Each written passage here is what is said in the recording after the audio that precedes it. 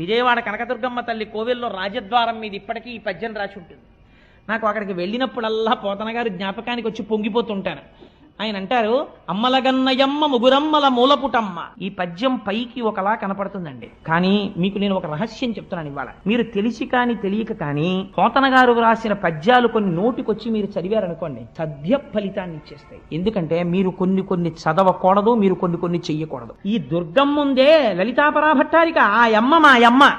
ఇప్పుడు ఏం చెయ్యాలి? నాకు కృపాభినిచ్చుట, నాకు దయతో ఇవ్వాలి.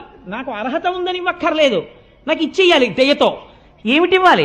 మహత్వ, కవిత్వ, పటుత్వ సంపదల్. మీరు సాధారణంగా అమ్మవారికి శాక్తేయ ప్రణవములు అని కొన్ని బీజాక్షరాలు ఉన్నాయి. ఓం, ఐం, హ్రీం, శ్రీం, క్లీం, సౌహ్ అని ఈ ఆరింటిని శాక్తేయ